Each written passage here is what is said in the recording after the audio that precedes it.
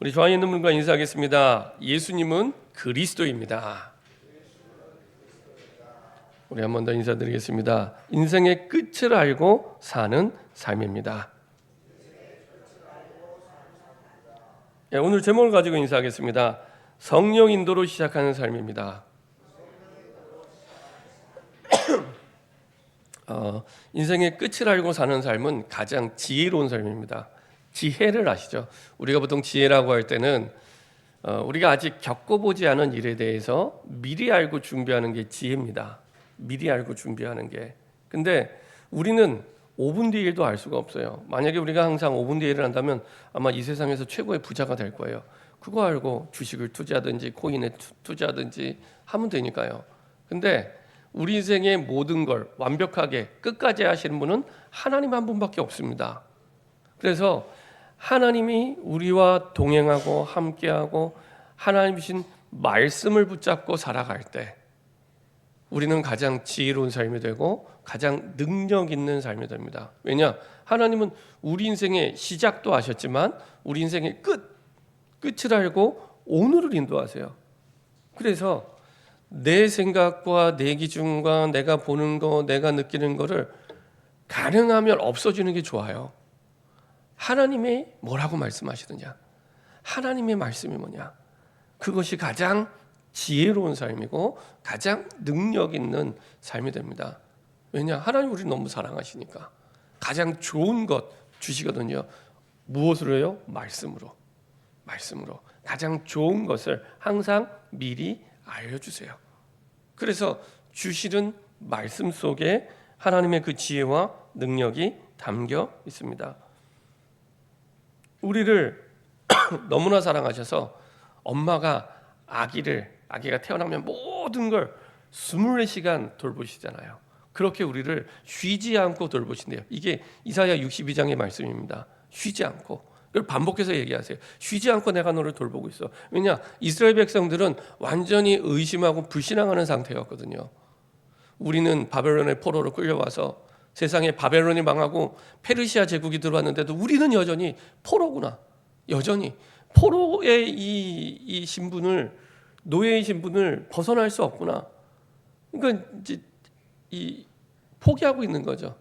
우리는 더 이상 포로에서 벗어날 수 없구나. 우리가 문제를 만날 때도 마찬가지입니다. 우리를 일평생 괴롭히는 문제, 반복적으로 나를 실패시키는 문제, 우리의 마음을 너무 불편하게 하는 많은 문제들, 안 바뀌는 상황들, 어려움들, 그걸 보고 포기하게 되고 낙심하게 되고 낙담하게 되죠. 그때 주시는 말씀입니다. 아니야, 나는 지금까지 여호와의 길을 포기한 적이 없어. 그리고 여전히 나는 쉬지 않고 일하고 있어. 하나님의 구원을 두고 여전히 일하고 있어. 그게 이사야 62장의 말씀입니다. 왜냐? 내가 너를 사랑하니까. 지금도 아기가 얘가 지금 어디가 아픈지, 배고픈지, 얘가 지금 어디 불편한 데 없는지, 어디 위험한 데 기어가는지 않는지 24시간 돌보잖아요. 잠 설쳐가면서. 우리는 잠을 자도 하나님은 졸지도 않고 주무시지 않고 불꽃 같은 눈으로 눈동자처럼 24시간 쉬지 않고 우리를 보호하시고 이끄시고 인도하십니다. 이게 이사야 62장의 말씀입니다. 그래서 반복적으로 사랑의 표현을 하십니다. 너는 헵시바야. 너는 내 기쁨이야. 이보다 더 사랑스러운 표현이 있나요? 우리가 하나님께 이쁜 짓, 기쁜 짓 별로 안 한 것 같은데 그거 상관없이 그 사랑의 눈이 멀었다 그러더라고요. 어떤 목사님 표현으로 사랑의 눈이 하나님은 우리를 사랑하시는데 눈이 멋있대요. 눈먼 사랑. 그게 아가페 사랑인데 우리의 행동을 보면 하나님을 기쁘시게 하는 게 없는데 늘 넘어지고 자빠지고 또 불신앙하고 하나님 떠나 있고 하나님 생각 안 하고 기도도 안 하고 하나님 바라보지도 않고 그리고 한 주간 내내 살았는데 여전히 하나님은 우리에게 너는 헵시바야. 너는 내 기쁨이야. 말씀해 주시고 너는 뷸라야. 그러니까 사랑하는 남편이 있는 부인, 나를 끔찍히도 사랑하는 남편이 있는 부인, 또 신랑과 신부로 비유를 해요. 신랑 신부가 결혼식 할 때 막 너무 기뻐서 신부를 바라볼 때 너무 기뻐서 어쩔 줄 모르는 그런 마음과 눈빛으로 우리를 보고 계시대요. 그게 스바냐 3장 17절입니다. 그게 스바냐 3장 17절. 그 기쁨을 이기지 못할 만큼 우리를 보시고 기뻐하신대요. 그렇죠? 그런데 내가 어떻게 너희를 버려? 너희를 모른 척해. 내가 쉬지 않고 지금도 하나님의 구원을 위해 일하고 있어. 이 표현을 하는 겁니다. 그래서 더 이상 죄와 사망의 법 속에 살지 마. 두려움 속에, 염려 속에, 걱정 속에 살지 마. 그 죄와 사망의 법 속에 사는 겁니다. 우리는 로마서 8장 1절 2절 해방됐는데, 그렇죠? 그런즉 그리스도 예수 안에는 결코 정죄함이 없나니 생명의 성령의 법이 죄와 사망의 법에서 너를 해방하였습니다. 이거는 그냥 이것만 보면 이게 얼마나 큰 응답이 되는 말씀인지 잘 몰라요. 로마서 7장을 읽어보시면 7장 뒷부분을 읽어보시면 바울도 우리가 잘 아는 전도자 바울도 얼마나 많은 그 안에 갈등과 고민이 있었는지 몰라요. 그 가운데 하나님이 주신 답이 이 로마서 8장 1절인 불신자에게 주신 답이 아니라 당연히 불신자에게도 주신 답이지만 바울은 이미 예수님을 믿고 있었잖아요. 그럼에도 불구하고 마음에 끊임없는 고민과 갈등이 있었는데 그 가운데 하나님이 승리케 하시는 답이 로마서 8장 1절 2절입니다. 그런즉 그리스도 예수 안에는 우리의 영적 현주소죠. 우리가 그리스도 밖에 있는 불신자가 아니라 마귀의 자녀가 아니라 그리스도 예수 안에 있는 하나님의 자녀. 너는 내 기쁨이라. 너는 사랑하는 남편이 있고 너는 결혼하는 신부를 바라보는 그 신랑 같은 하나님이 있다는 겁니다. 그런 내가 너를 해방했다는 겁니다. 그렇죠? 생명의 성령의 법적으로 꽝꽝꽝 해방. 근데 왜 염려하고 걱정하냐?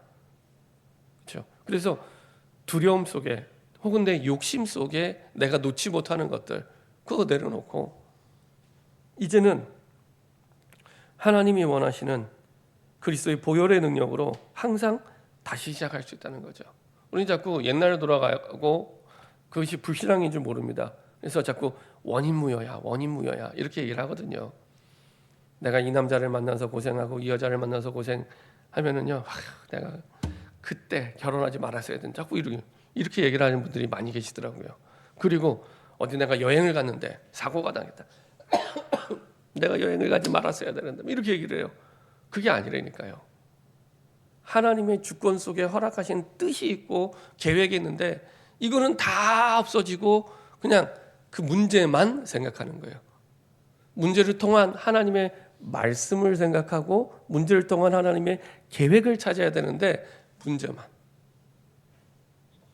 그래서 하나님은 하나님이 주시는 복음의 언약 속에 우리가 기도의 파수꾼으로 기도의 비밀을 누릴 때 이제는 내게 와 있는 모든 상황과 환경 속에 응답을 누리게 하십니다.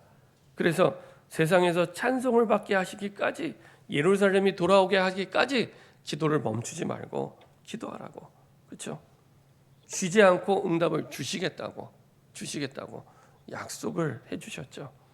그래서 우리의 모든 노력이 열매 맺도록 저는 이 말씀 보면서 참 굉장히 힘이 되더라고요. 우리가 기도하는 모든 것 허공에 대고 얘기하는 것처럼 들리지만 그거 그대로 응답 주시겠대요. 우리가 복음과 전도와 선교를 위해 마음 담고 애썼던 모든 것들을 열매 맺게 하시겠대요. 그것 때문에 우리의 경제도 하나님이 열매 맺게 하시겠대요. 이전에는 다 빼앗겼거든요. 이스라엘 백성들이 추수할 때 되면 블레셋이 와서 가져가고 추수할 때 되면 아수르가 와서 가져가고 나중에 나의 포로가 돼서 그 밑에서 일한 거 다 빼앗기고 그렇게 살았는데 이제는 그렇게 안 하시겠다는 겁니다. 밑 빠진 독에 물 붓기처럼 안 하시겠대요. 그 비밀을 누린 것이 기도의 파수꾼 속에 있습니다. 그래서 우리 인생의 모든 노력을 열매 맺게 하시고요. 그리고 이 모든 축복을 주신 이유는 사명자의 삶을 살도록 우리에게 사명이 있다는 겁니다. 우리를 부르신 이유가 있다는 겁니다. 그래서 더 이상 나를 위해 살지 말고 그건 이제 우리 불신자 때의 삶이고요. 주의 사명을 위해 살아갈 때 그게 이제 마태복음 6장 33절이잖아요. 먼저 그의 나라와 그의 의를 구하라. 그거거든요. 그리하면 이 모든 것을 더하시리라. 끊임없이 구원을 완성하게 쉬지 않고 일하고 계시고, 하나님의 구원을 위해 성벽 위에 파수꾼을 세우시고, 그리고 그 구원을 끊임없이 이루어 가시죠.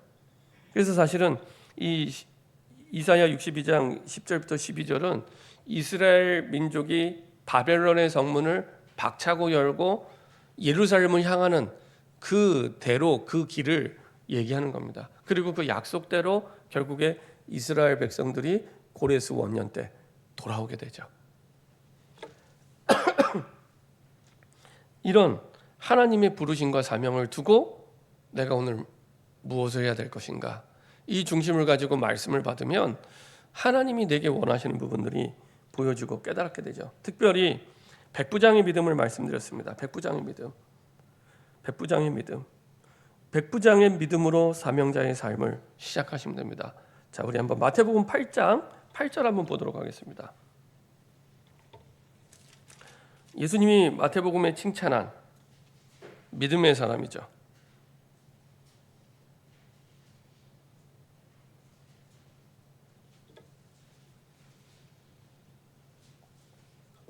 우리가 어떤 믿음을 가지면 됩니까? 이런 믿음이면 됩니다. 자, 마태복음 8장 8절입니다. 마태복음 8장 8절입니다.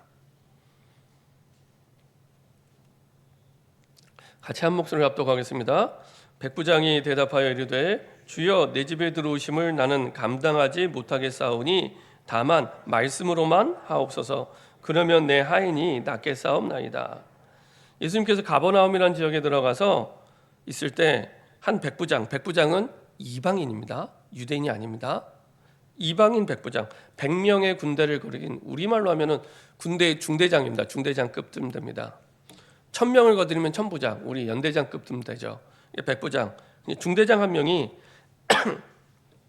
나와서 얘기합니다. 주여, 내 아인이 중풍병으로 집에 누워 몹시 괴로워하나이다. 그 누가복음에 보면은, 누가복음 7장에 보면 이 아이는 굉장히 이 백부장이 사랑하는 하인이었더라, 이렇게 얘기를 해요.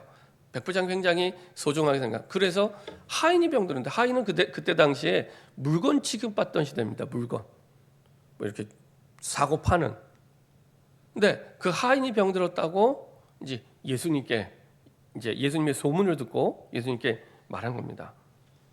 주여, 내 아인이 중풍병으로 집에 누워 몹시 괴로워하나이다. 많은 하인과 군대가 있음에도 불구하고 그 한 영혼을 굉장히 소중하게 생각을 하죠. 그때 예수님이 말씀하시는데 내가 가서 고쳐줄게 얘기합니다. 내가 가서 고쳐줄게 얘기합니다. 근데 그 다음에 이제 대답이 우리가 읽었던 백부장의 믿음인데, 이런 믿음이 되면 됩니다. 뭐라고 대답하냐? 주여, 내 집에 들어오심을 나는 감당하지 못하겠사오니.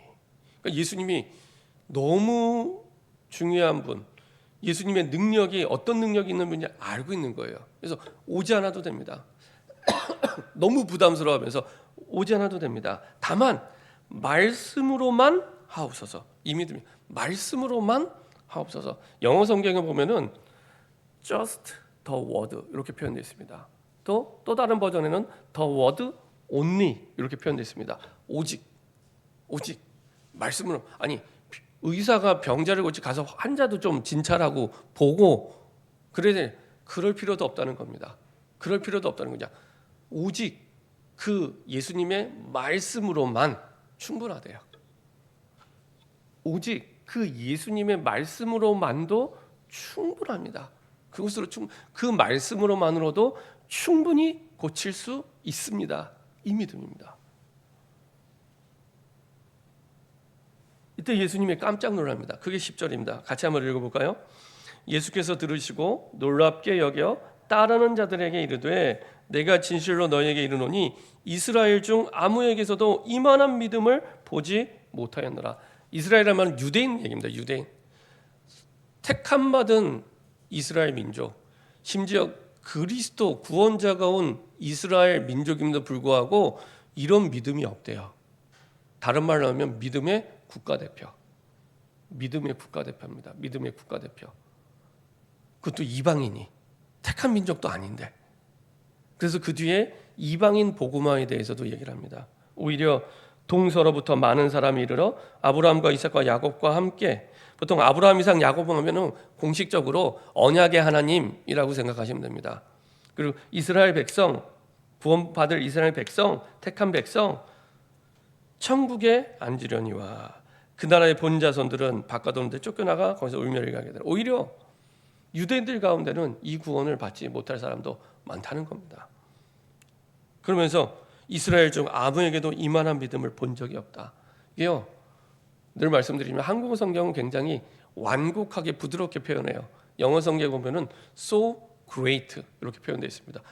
위대한, 아주 위대한 믿음 이렇게 표현됩니다. 야, 이렇게 위대한 믿음이 있을까라고 얘기합니다. 우리는 그냥 말씀만으로 충분하다고 했을 뿐인데, 백부장이, 그렇죠? 근데 우리 현실에서는 이런 믿음을 찾기가 실제적으로 어렵습니다. 아무리 말씀을 해도 말씀은 말씀이고 현실은 현실이야. 아무리 말씀해도 말씀은 말씀이고, 이 사람이 나에게 섭섭하게 했으면 나한테 와서 섭섭한 거에 대한 뭔 보상이 있어야 돼, 이렇게 얘기하는 게 대부분입니다. 그거 말고요, 말씀으로만 충분합니다. 이런 믿음, 그렇죠? 말씀 안에 하나님의 뜻을 발견하고 말씀 안에 내 인생의 답을 찾은 거예요. 그걸로 충분한 거예요. 왜냐? 그 믿음대로 모든 게 바뀌기 때문에. 그게 13절입니다. 결과가 어떻게 됐습니까? 13절 한번 읽어볼까요? 시작. 예수께서 백부장에게 이르시되 가라, 내 믿음대로 될지어다 하시니 그 즉시 하인이 나으니라. 어떻게 됐어요? 하인이 났어요. 어떻게 해요? 환경대로, 조건대로, 그게 아니라 믿음대로, 그렇죠? 믿음대로 바뀌었습니다. 믿음대로. 그래서 성경에서는 예수님이 병자를 치유하실 때 병의 경중을 따지지 않습니다. 병의 크고 작은 병 따지지 않습니다. 이거는 너무 심각한 암이니까 못 고치고, 이 감기는 고치고, 그런 거 없습니다. 그건 이제 우리 입장, 사람이 보는 관점이고요. 하나님은 그런 거 없습니다. 하나님은 그런 거 없습니다. 근데 우리는 자꾸 내 관점으로 모든 걸 바라보고 믿음을 선택을 해요. 내 관점으로. 이거는 문제가 크니까 안 돼. 이거는 문제가 작으니까 돼. 이렇게 생각을 해요. 그러니까 신앙이 아니라 내 생각을 믿음으로 가지고 있는 겁니다. 내 생각을. 하나님이 보는 관점은 병의 크기와 어렵고 쉽고를 따지지 않습니다. 항상 기준이 뭐냐? 믿은 대로. 그 앞부분에는 나병 환자를 고치는 장면이 나옵니다. 역시 믿은 대로. 그리고 그 믿음은 하나님의 구원과 결부되어 있습니다. 구원과. 그래서 예수님 병자를 고칠 때는 항상 하나님의 나라를 같이 선포하십니다. 자, 백부장이 그 믿은 건 진작에 믿었잖아요. 자, 지금 시간표를 말씀드립니다. 백부장이 믿은 건 이미 8절에 믿었어요. 근데 하인의 병이 언제 나왔어요? 13절. 가라, 내 믿음대로 될지어다. 예수님의 말씀이 선포될 때 나왔어요. 그래서 될지어다 하시니 그 즉시 하인이 나으니라, 이렇게 표현합니다. 영어 성경에 보면은 at that time 이렇게 표현합니다. 그때라고 때를 표시합니다. 왜냐? 하인이 누군가 병간호를 잘해서 나을 수도 있잖아요. 아니면 다른 약을 먹고도 나을 수 있잖아요. 그게 아니란 얘기입니다.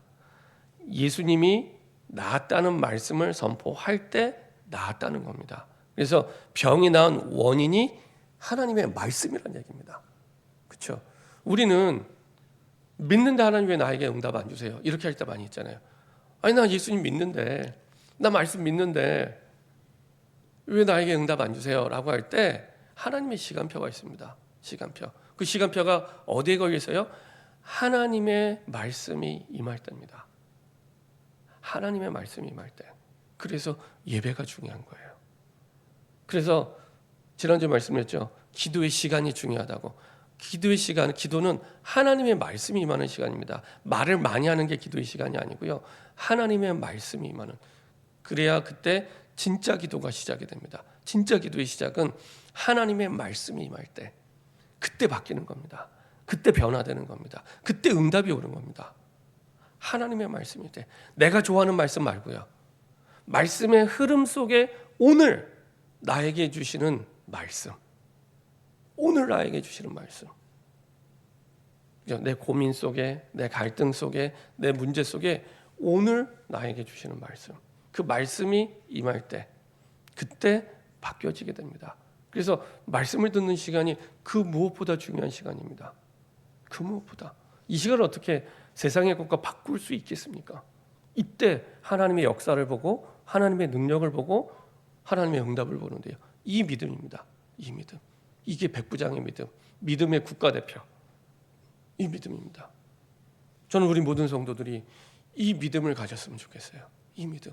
예수님이 칭찬하신 믿음, 깜짝 놀라고 칭찬하신 믿음. 이 믿음의 증인 되기 바랍니다. 아멘 하시면 됩니다. 네. 자, 이런 믿음을 가지고 오순절날 모인 겁니다. 마가의 다락방에. 이런 믿음을 가지고. 그래서 마가의 다락방은 누구나 올 수 있지만 아무나 올 수 있는 자리가 아니에요. 자기의 직을 걸고 목숨을 걸지 않으면 올 수 없는 자리예요.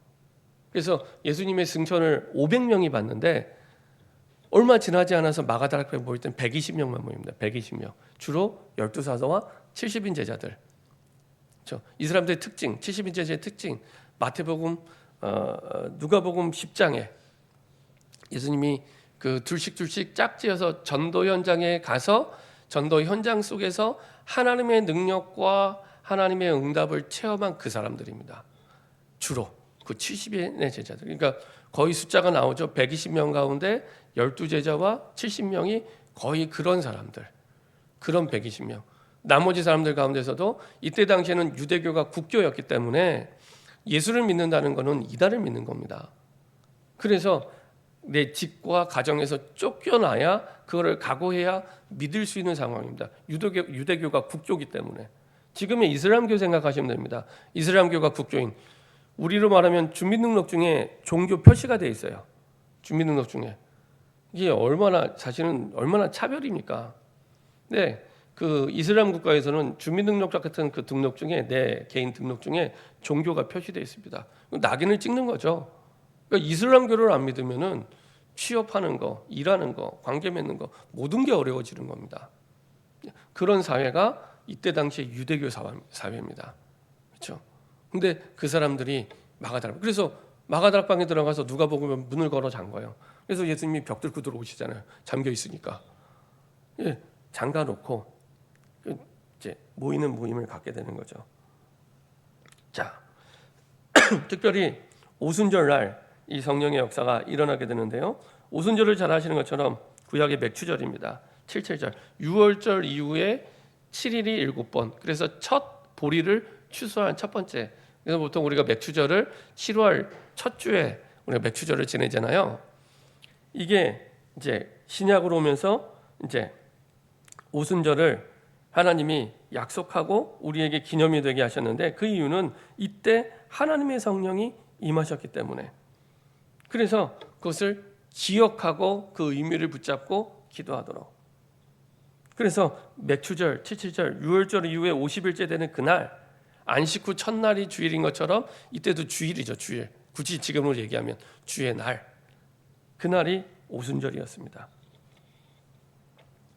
그 일본에 명의가 있는데 어느 날 그 어떤 엄마가 찾아왔다고 합니다. 찾아와서 고민을 얘기하는데 자기 자녀가 자꾸 도둑질을 하더래요.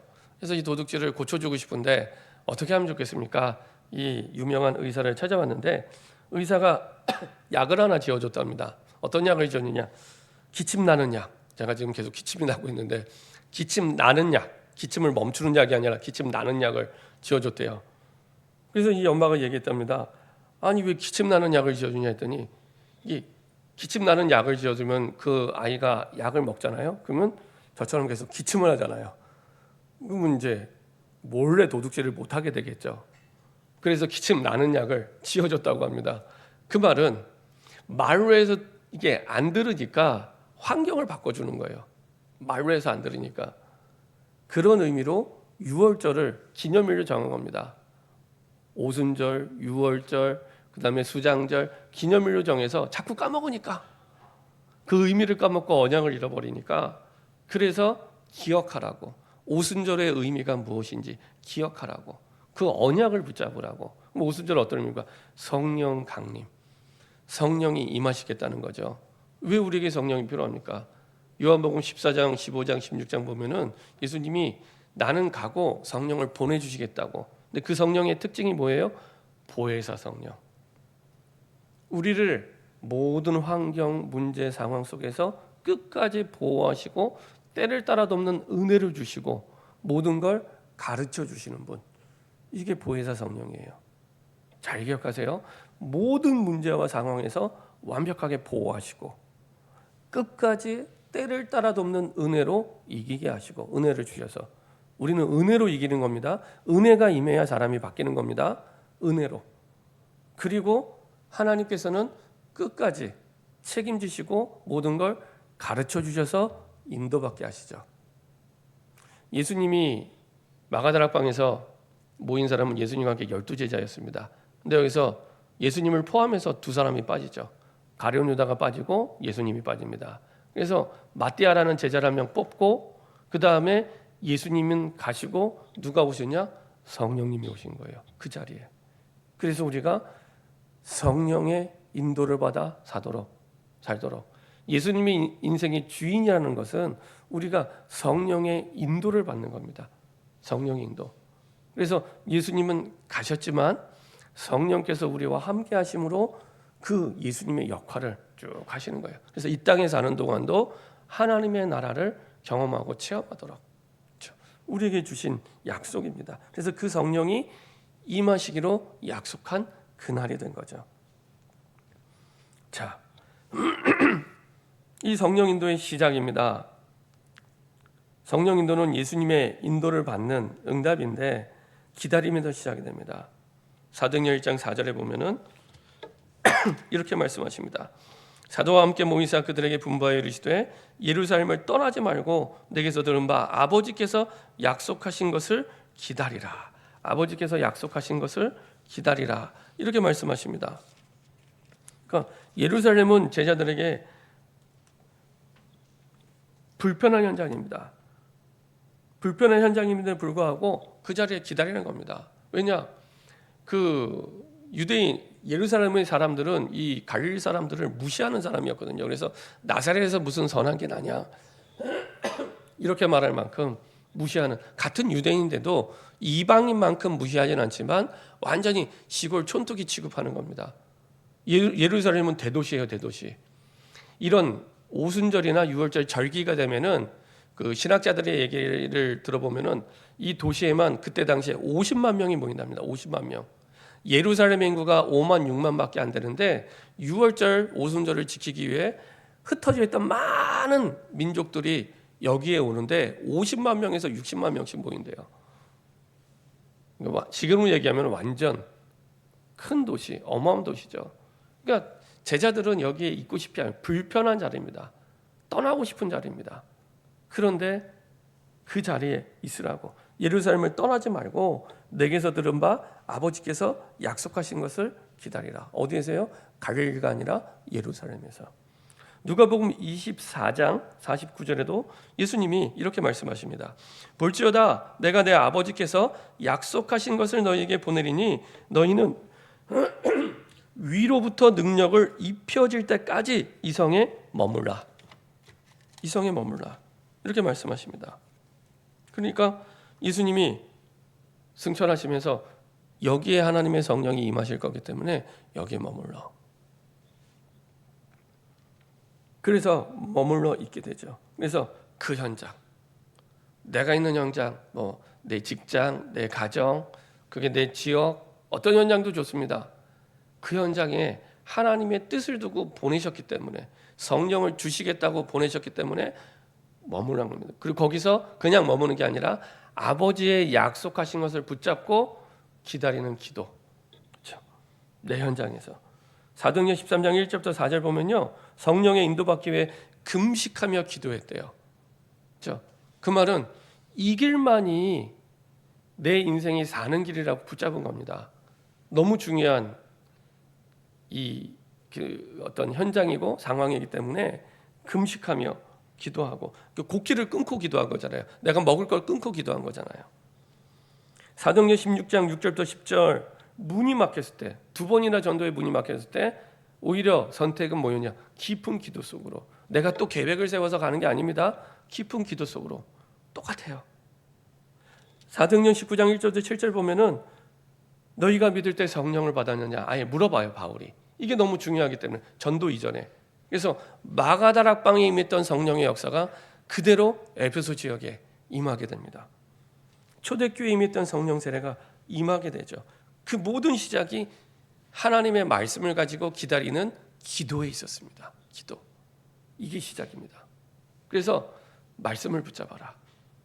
내가 좋아하는 말씀이 아니라 하나님이 주시는 말씀의 흐름 속에서 지금 내게 주시는 말씀, 지금 오늘 내게 주시는 그 말씀, 그리고 그 성령을 구하라는 겁니다.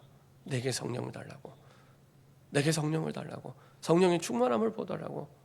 그래서 마가다락방에 모여서 오로지 기도했죠. 오로지. 성령의 역사가 아니면, 성령이 임하지 않으면 할 수 없기 때문에. 그래서 내게 성령이 임하도록 성령 충만을 달라고, 성삼위 하나님 영이 임하게 해달라고 기도한 겁니다. 그렇죠? 그때 성령의 역사가 시작이 됩니다. 오늘 봤던 사도행전 2장 2절 호련히 하늘로부터 급하고 강한 바람 같은 소리가 있어 그들이 앉은 온 집에 가득하며, 청각적으로 표현했는데요, 하늘로부터 급하고 강한 바람 같은 소리가 있어. 성령의 바람이 불게 되죠. 이거는 눈에 보이지 않는 우리의 내면의 세계를 다 뒤집어 놓고 바꿔 놓습니다. 성령의 바람이 불죠. 구약으로 얘기하면 에스겔 37장입니다. 하나님의 말씀을 대언할 때, 그렇죠? 하나님의 말씀을 대언할 때 구원의 여망이 전혀 없는 마른 뼈에게 이 생기가 들어가서 극히 큰 하나님의 군대가 되죠. 그렇죠? 이렇게 하나님의 성령의 새바람이 불게 됩니다. 그 미국의 태풍 가운데 보통 그냥 태풍이 아니라 토네이도라고 있죠. 토네이도. 어마어마한 이 광풍이 있습니다. 근데 이게 얼마나 엄청나냐면은 한번 토네이도가 불면요, 이거는 그냥 이렇게 집이 무너지고 날아간다, 그게 아니라 지도가 바뀐대요. 지도가. 길이 있었는데 길이 없어질 만큼, 집 있었는데 집이 사라질 만큼 지도가 바뀐답니다. 그래서 어마어마한 광풍이라고 얘기를 하더라고요. 우리에게 있는 성령의 바람은 그런 바람입니다. 우리에게 있는 염려, 걱정, 한계, 고민, 갈등을 싹 다 날릴 수 있는 그 능력이 성령에 있습니다. 그래서 피하고 싶었던 가장 불편한 자리였던 예루살렘에서 하나님은 성령의 바람을 불게 하셔서 그 자리가 최고의 응답의 자리가 되게 하시죠. 그래서 문을 박차고 나와서 복음을 전하게 됩니다. 문을 잠그고 숨어있던 사람들이 문을 박차고 나와서 복음을 전하기 시작합니다. 그러니까 사람의 내면을 완전히 뒤집어 놓고 바꿔버립니다. 이게 성령의 바람이죠. 그리고 또 표현합니다. 2장 3절에 마치 불의 혀처럼 갈라지는 것들이 그들에게 보여 각 사람 위에 하나씩 임하였더니, 이제는 시각적으로 표현하죠. 불의 혀처럼 갈라지는 것들이 그들에게 보여.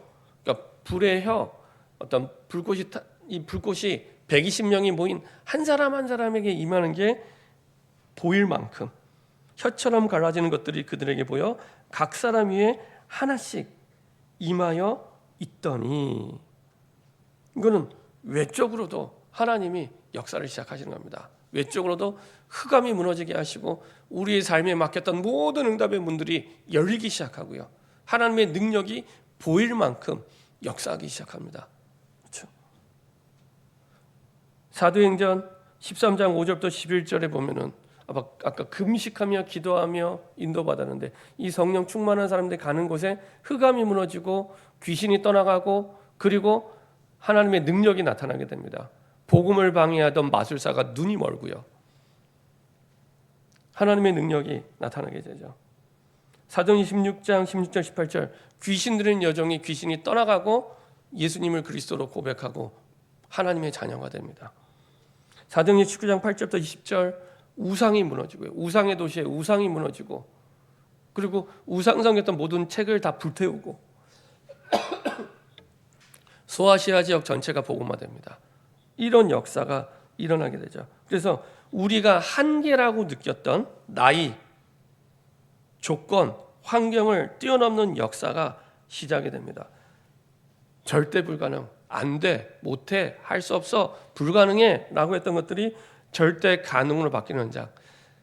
이 제자들이 가장 불편하게 생각했던 예루살렘 현장에서 시작이 됩니다. 그 모든 조건을 뛰어넘고 시작이 됩니다. 모세에게 일어났던 일이었죠. 출애굽기 3장 1절부터 보면 떨기나무에 불꽃, 아니 나무에 불이 붙었는데 나무가 안 타요. 성령의 불이죠. 성령의 불. 엘리야가 그 거짓 선지자 850대 1로 싸웁니다.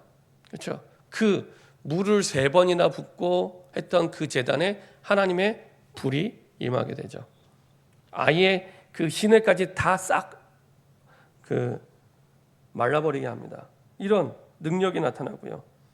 바울은 고린도서 10장 4절 견고한 진, 어떤 견고한 요새도 다 깨트리는 이런 능력과 응답이 나타나게 됩니다. 자, 세 번째로 4절에 보니까 그들이 다 성령의 충만함을 받고 성령이 말하게 하심을 따라 다른 언어들로 말하기 시작하니라. 열매 맺게 되죠. 열매가 나타나게 됩니다. 이런 능력과 함께 실제적으로 어떤 열매가 나타나? 성령의 말하게 하심을 따라. 사람이 변하면요, 뭐가 제일 먼저 바뀌냐? 말이 변해요. 왜냐? 지난번에 말씀드렸죠. 들어간 게 바뀌기 때문에 나오는 게 바뀌기 시작합니다. 들어간 게 바뀌었기 때문에 내 안에 성령의 불이 임하면 나오는 게 바뀌는 거예요. 말이 바뀌고요. 태도가 바뀌죠. 여기 나와 있는 대로 성령 충만을 받고 성령이 말하게 하심을 따라. 성령의 말, 이전에는 내 감정대로 얘기하고 내 느끼는 대로 얘기하고 내가 보는 대로 얘기했는데 성령의 말하게 하심을 따라 말씀을 얘기하기 시작해요. 말씀을 얘기하기 시작해요. 사도행전 2장 11절 한번 읽어보겠습니다. 시작. 그레드인과 아라비안들이라 우리가 다 우리의 각 언어로 하나님의 큰 일을 말함을 듣는도다 하고 15나라 사람들이 와서 이 사람들이 15나라 사람의 방언으로 얘기해요. 이것도 놀라운 일이잖아요. 근데 그게 진짜 놀라운 일이 아닙니다. 예를 들면 이 자리에 있는 분들이 뭐 갑자기 한 사람 한 사람씩 15나라의 말을 한다고 할 때 물론 놀라겠지만 더 놀라운 일은 그 언어를 해서 놀라운 게 아니라 그 언어를 통해 하나님의 큰 일을 말하는 겁니다. 하나님의 큰 일은 뭘까? 하나님이 하신 구원의 역사. 하나님이 하신 구원의 역사. 그 구원의 역사를, 구원의 복음을 말하기 시작하는 겁니다. 그 하나님의 큰 일. 하나님이 지금 예루살렘에서 어떤 구원의 역사를 이루고 있는지, 어떤 능력으로 지금 역사하셨는지 그것을 말하기 시작하는 겁니다. 그렇죠? 말이 바뀌어요. 성령이 임하면 말이 바뀌어요. 그리고 태도가 바뀌고 삶이 바뀌기 시작합니다. 사도행전의 흐름을 보면, 그래서 사도행전 전체를 보면 기회만 생기면 계속해서 복음을 전해요. 기회만 생기면 다른 얘기하지 않고 그 입이 기회만 생기면 다른 말 하지 않고 분명히 핍박도 있고 환난도 있어요. 그 뒤에도 계속 핍박이 나고 환난이 와요. 감옥에 들어가기도 해요. 두들겨 맞아요. 근데 핍박 환난을 말하는 게 아니라 예수의 복음을 얘기해요. 예수의 복음을 얘기해요. 그렇죠? 기회만 생기면 복음을 얘기해요. 모든 것을 복음 증거의 기회로, 핍박도 환난도 문제도 복음 증거의 기회로. 자, 사도행전 4장 20절 한번 보겠습니다. 사도행전 4장 20절입니다.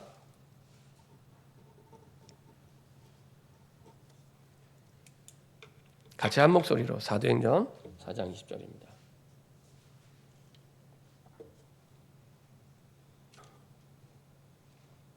같이 한 목소리로 합독하도록 하겠습니다. 우리는 보고 들은 것을 말하지 아니할 수 없다 하니.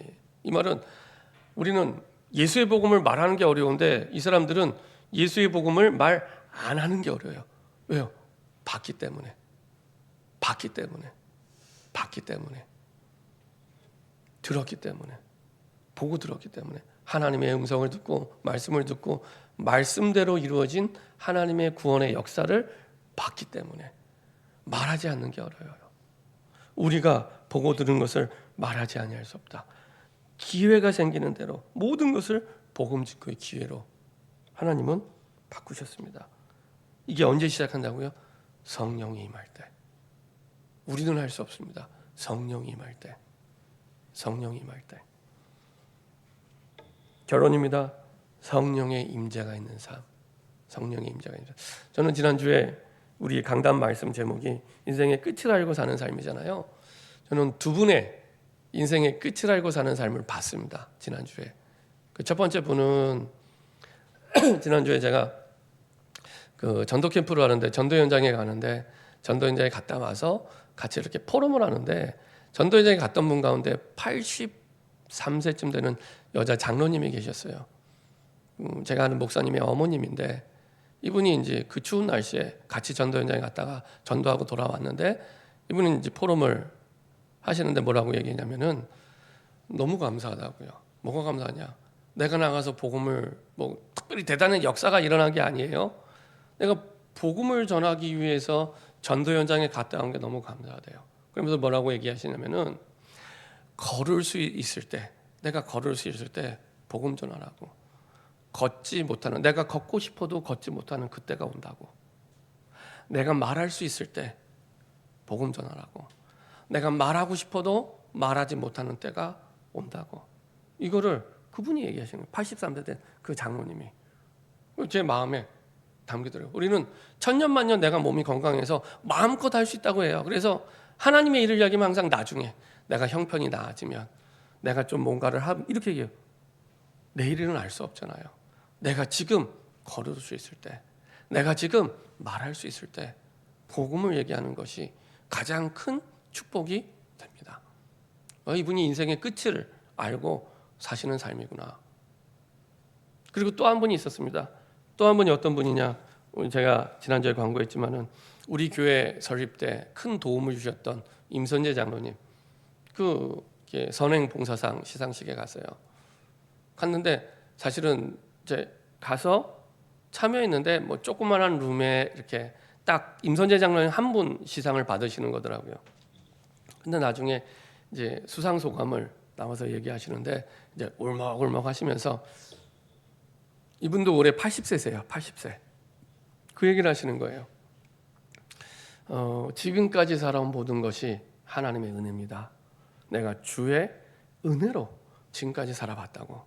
그러면서 나와 함께 하신 하나님께 감사드린다고. 이렇게 말씀하시는 거예요.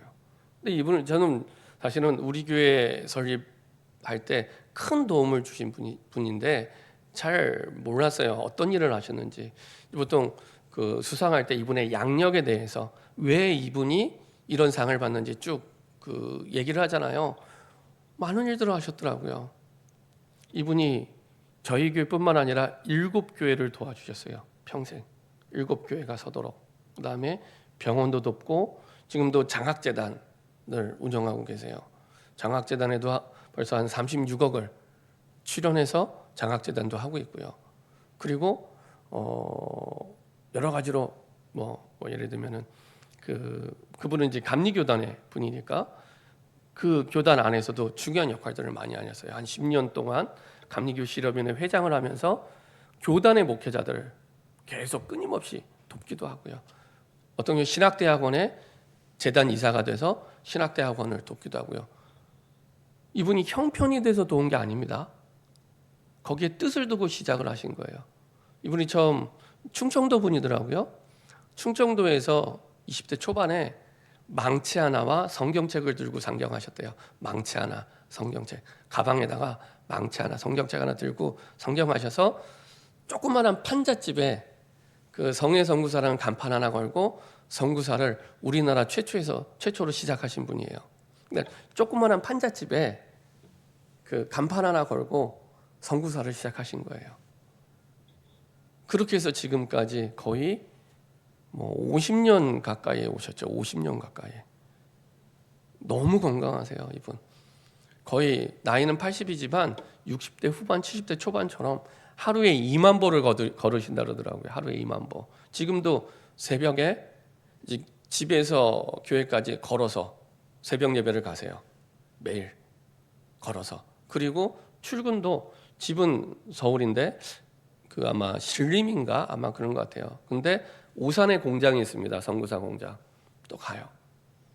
이번에 보니까 그 선구사가 그 이번에 눈이 많이 내렸잖아요. 폭설로 피해도 많이 봤어요.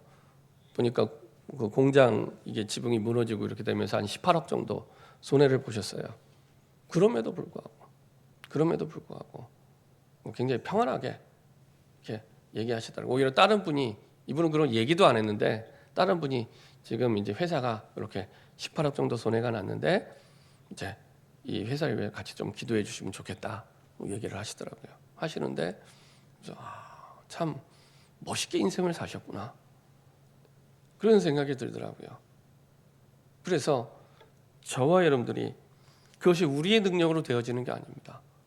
그런 분들의 간증을 들어보면 똑같아요. 주의 은혜로 주님이 나와 함께 하셨기 때문에 똑같아요.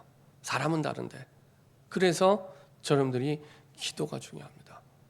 우리는 너무 신앙생활을 오래 하다 보면 뭐 기도, 말씀 우습게 생각하잖아요. 농담처럼요. 그 안에 모든 답이 있습니다. 그 안에 모든 답이 있습니다. 그때 성령이 임하고 성령의 능력이 역사가 나타나게 됩니다. 그래서 성령의 충만함, 성령이 임하는 삶의 시작은 하나님의 말씀을 가지고 기도해라. 너무 간단한 답이죠. 하나님의 말씀을 가지고 기도해라. 그렇죠? 나에게 성령을 달라고. 마가다락방에 역사하신 성령이 임하게 해달라고 기도하시면 됩니다. 그 이상 그 이하도 아닙니다. 그러면 그 성령이 우리에게 임하게 됩니다. 저는 우리 교회가 이런 성령의 공동체가 되길 바랍니다. 하나님의 성령이 임하고 각자 마가다락방에 각자에게 임했잖아요. 각자 한 사람 한 사람에게 성령이 임하고 성령의 능력이 나타나고 성령의 말하게 하심을 따라 하나님의 말씀과 하나님의 구원의 역사를 전달하는 증인으로서는 저와 여러분 되게 소원합니다.